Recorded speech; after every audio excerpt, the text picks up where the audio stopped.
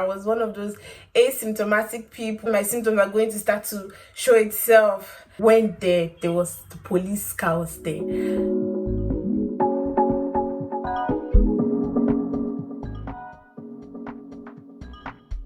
Hi guys, welcome back to my channel. If you're new here, welcome. If you're a returning subscriber, welcome back. I am Nono, and yeah, please ignore the noise outside. They're building whatever, they're constructing some houses. So today's video is going to be story time. Okay, so the first one was getting tested for the coronavirus, the COVID-19, and the second one is how we crashed the car here in China. Okay, so just relax, okay, and listen. Okay, so a few days ago, Monday, actually today is Wednesday, on Monday the school sent message on the group chat. We have a group chat where they just put all of us in there, and they sent a message and they were like, everybody should come to school. We have to be in school by 8:30 a.m. and we're going to be tested for the virus. So I overslept that day because I was like, I didn't even know the time was 8:30 a.m. I just knew we had to be in school on Monday. So I overslept, and my friend, she called me at 8:45 like, where are you? Everybody's here. We're here to get this. I'm like, oh shit, I'm late. I woke up and I quickly brushed and I showered and I was done with everything. I was done with everything by 8:53. So imagine I woke up by 8:45. That was when I answered the call. Let me just assume we talked for a minute or less, and then I was done showering, brushing, everything by 8:53. That was when I left my house. I remember checking the time. So I got to school. They made us sign something because you have to sign to get into the school premises, because if you're living outside, you can't come into the school anyhow now because of the whole situation going on, trying to keep those in the dorm safe. So after getting in, I went to where everybody was gathered. There was a whole line. I was like, oh my god, what? I was so confused. This kind of thing, you want to be with your friends. Luckily for me, I saw my friends. They were close to the front of the line, so they called me. So I was there. We're catching up. It's been long. It's been over a month, but we haven't seen each other. And then it was time for the test. I was nervous because everybody came out and they were like, it's painful. Some people were like, you're going to cry because it goes all the way to the back of your nose. So when it was my turn, my heart was beating a little bit, but I'm like, just calm down. It's just a cotton wool going into your nose. Just calm down. Something's going into your nose. So just went in, calmed down, got the test done. I will admit that I was low-key scared that I was one of those asymptomatic people, and the test is going to come out positive, and then that's when my symptoms are going to start to show itself. And then the result is coming out on Tuesday. So we had the test on Monday and the result was coming out on Tuesday. So after the test, we all went in, chilled, caught up with each other, and then I came back home and I was waiting. Tuesday, I woke up, no test result. Afternoon, no test result. It was in the evening when I checked and I saw that, oh yes, the test result was out, and everybody was negative, which is very good news. All the students that were tested was negative. And considering that we were all in China, although we didn't leave Fuzhou, not that I know of, but those who left, when they came back, they had to quarantine them. So considering everything involved, even though they were I don't know if there were up to 1,000 cases in my whole province. I doubt it was up to 1,000, but generally, it was a relief. Okay, everybody was negative, so thank the Lord for that. Now, on to the next story about the car accident. So this actually happened in my second year, first semester, second year. That was in 2016. Yeah, at the end of December 2016. So around that time, I was sick. I won't say I was sick, but I had to get a minor surgery done. So it was such a small surgery that they did not just suture it closed when they were done. They told me that I had to go to the city, okay, to get the surgery done. So the doctor told me that I have to get my bandages changed every day, and I cannot keep going back there to change my bandage. So he told me that I could go to the hospital, because there's a hospital actually just at the back of my school. So that was what I did. I was going there every day to change my bandages, literally every day. It was annoying, stressful, because they closed by 5, okay? So if you go there past 5, the nurses are going to tell you like they've closed, so they can't change your bandage, you have to come back tomorrow. And I had classes, like sometimes I'll have class end at 4:55 and I have to like rush there in like 5 minutes. Sometimes if I'm lucky, I'll get there in like 4:58 and then I'll be like, no, it's not at 5 o'clock, you have to change my bandage. So okay, so it was happening for like a week or 2 weeks. My friend, she used to accompany me a few times. So I had just learned around that time too, I just learned how to ride a bike, an e-bike, then doncher, however, a scooter, however way you know it, as a motorcycle, whatever. So I had just learned, like I was like a beginner. I had just like 1 week of experience, and in that 1 week I had like 3 days where I've actually ridden a bike. So this day I borrowed my friend's bike. I borrowed I borrowed the bike from a guy, and he was actually the first person to actually give me his bike, because nobody would give me their bike because I was a beginner. So I borrowed my bike, I borrowed the bike. First day I went to the hospital, success, came back. The next day I went with my friend. I'm going to call her Monesu. Monesu is actually the name that my flatmate gave me, okay? So we went to the hospital, and we went there late. Did you go there late? I can't remember if we went late, but we went to the hospital. And I think, yeah, after changing my bandage, and then it was winter time, so it got late, like it got dark very quickly. So after changing my bandage, after doing everything, we came back outside, and I was like, since I've learned how to ride, let me teach you how to ride. She's like, okay, I want to learn how to ride. I did not think that, let me teach her in a safe, open place, like where I was taught. I decided to teach her there in the parking lot of the hospital. So I was just giving her the directions that they gave to me. I was like, carefully, like the accelerator, you have to hold it very slowly. Okay, you have to be careful, hold it slowly, and then if you want to stop the bike, you have to let go of the acceleration and hold the brake. So so she gets on the bike and she holds the accelerator and it goes vroom. I'm like, wait, hold on, calm down, the accelerator, slowly, the brake, your hand should just be on the brake just in case. And then she did it again and she went far away from me. I'm like, my God, so she was at the other end of the parking lot and I'm at the other end. I'm like, wait for me, don't move. And she was coming. I'm like, oh, let go of the accelerator. I don't know if she heard me. I don't know, maybe as a beginner, she was nervous. Everything was just happening too quickly. But so she had the accelerator on like full speed. Like it was on to the highest, whatever. She was holding it to the highest, blah, blah, blah. If you ride a bike, you know what I mean. And then her hand was also on the brake. So the bike wasn't moving, but if she lets go on the brake, if she lets go off the brake, it's going to just like speed, shoot, keep going as fast as it was. So I was trying to get her to let go of the accelerator while I was walking to go and meet her, because I thought it was safe to walk. And she let go of the brake and boom, she hit the car. It wasn't so bad, okay? I ran. I was like, are you okay? She's like, yes, I'm fine. It was dark. I knew that definitely after hitting the car, there must be some damage. I mean, that is normal. There must be something. You hit the car. But I was like, let's go. No one saw us. And the baby was like 6 or 7 p.m. Like, let's go. No one saw. Get on. Then she got on the back. They were away. I noticed there was a nurse looking at me. There was a nurse looking at us from the window. She didn't say anything. No, she didn't say, wait, oh, you people, wait, blah, blah, blah. Sorry about that. So I was saying, I noticed there was a nurse and she was looking at us from the window. And she didn't say wait. She didn't say anything. So we rushed, went back home. When we went home, we saw the bike. We fixed something on the bike. We saw that the bike there was actually a dent on the bike. So I had to use my hand and put it back in place. So if you looked at it, you wouldn't really know, except you like look really closely, or like I knew that the bike had gotten in an accident, so I knew where to look at or look for. After that, we're a bit shaking. Okay, so the next day I was in class and I was getting a call from a strange number. I didn't answer because I was in class. So after class, we actually closed a bit early, maybe by 3 p.m. or something. After class, the number was calling me. I answered. They were telling me Are you, they were calling my Chinese name, are you An Yishuan, blah blah blah blah blah. I was scared. I called the call. I'm like, God, my heart was beating. I knew it was these people from the hospital.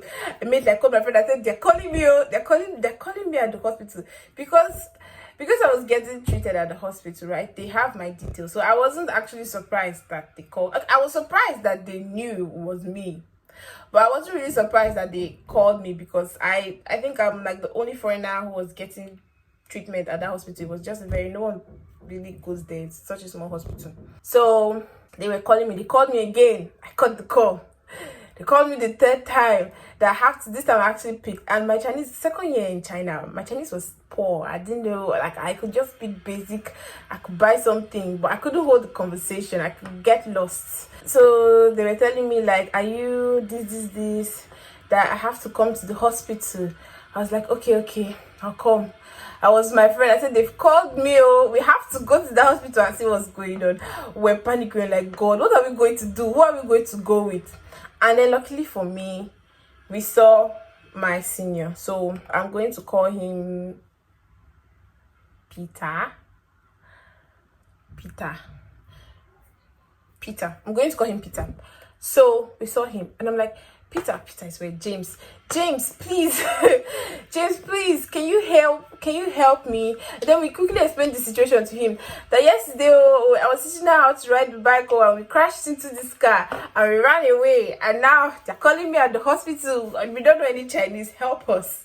So he was like, that I've gotten myself inside wahala, but he's going to help. So we're going. It's another one of our senior. We all went together. So there were 4 of us. So we went there. There was the police car was there. My heart was beating. We all went on bikes.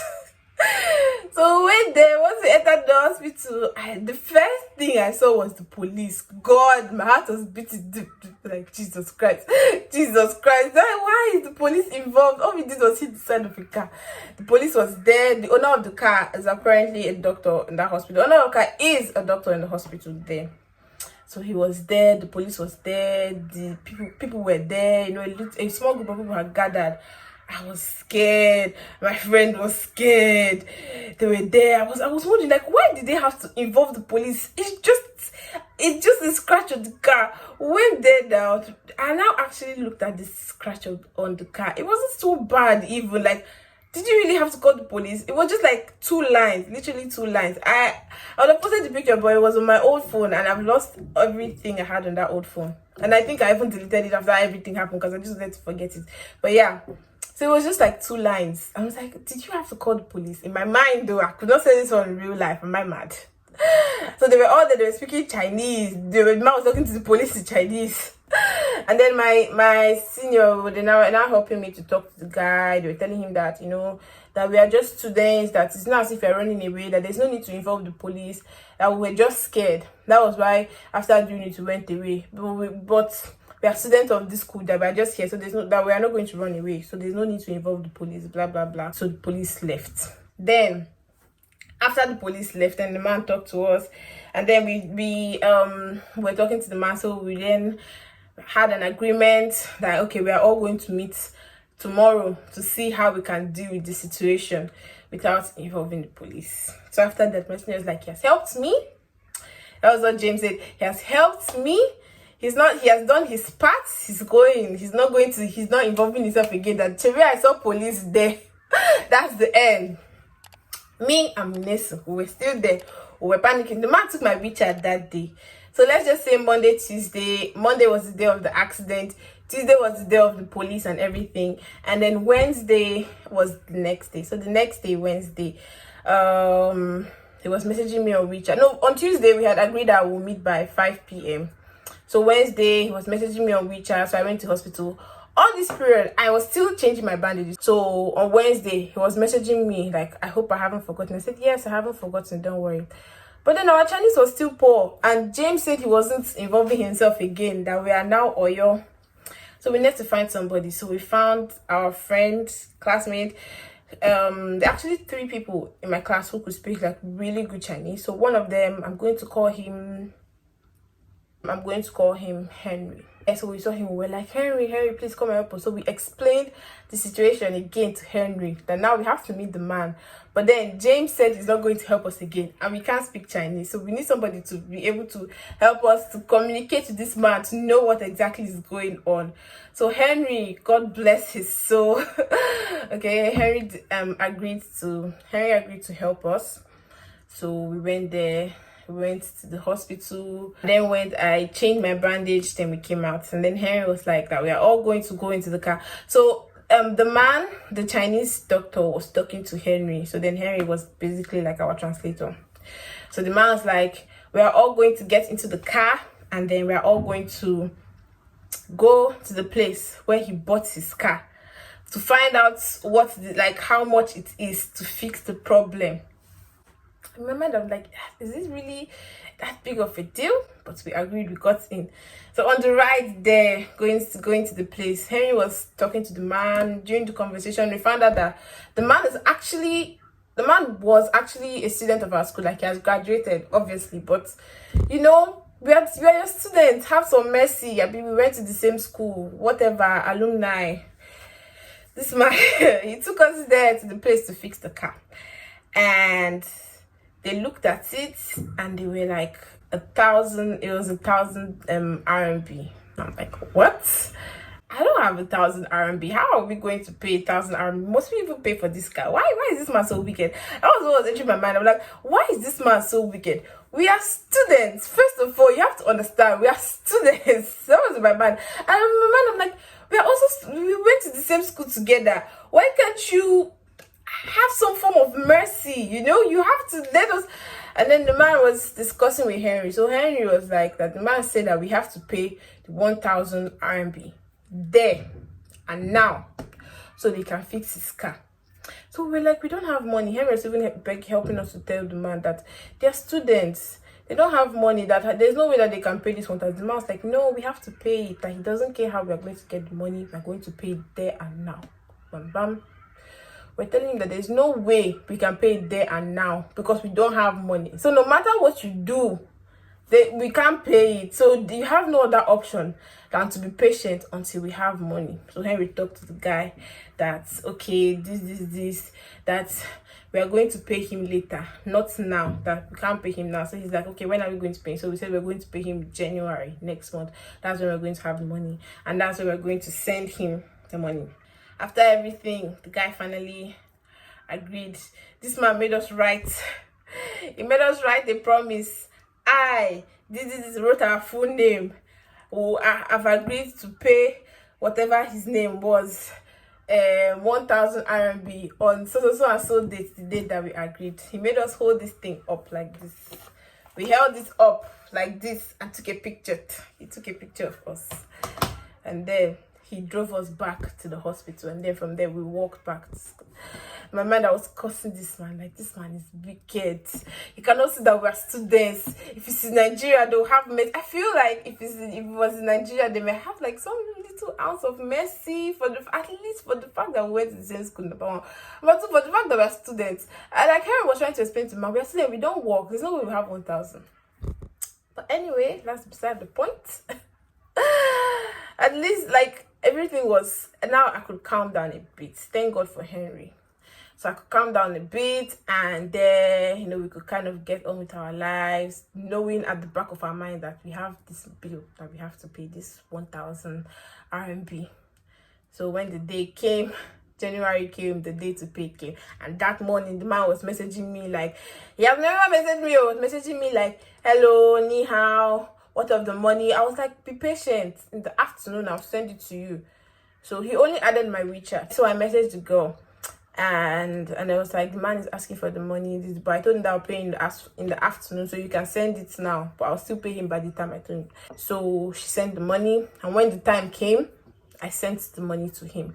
And can you imagine, after sending the money to him, this man started asking me, Nishinaga Gorgia, like, what country am I? He was trying to make conversation with me. I just went and blocked him. I didn't even think twice.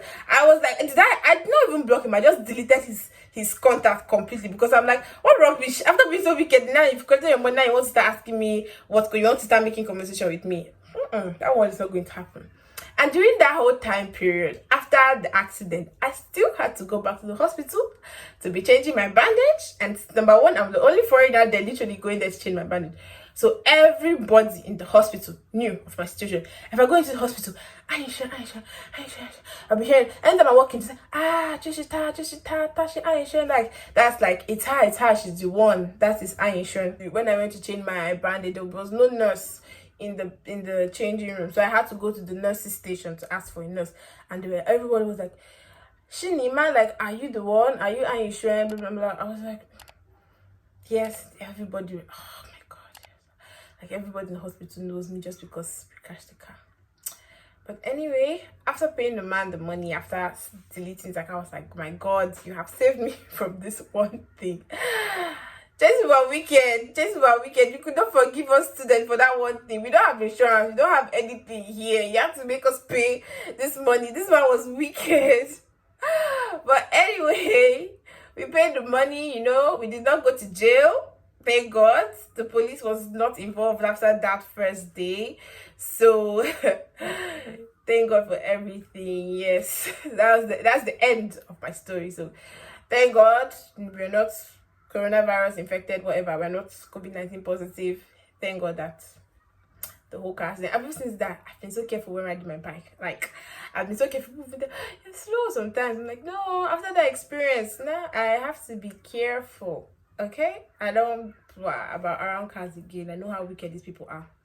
Although it's not all of them that are wicked, but like, yeah, you just have to be careful. You know, better safe than sorry. But yes, anyway, that is the end of my story. If you are here till the end of this video, thank you so much for watching. Please like and subscribe to my channel, and you can watch my other videos. Thank you so much. Bye.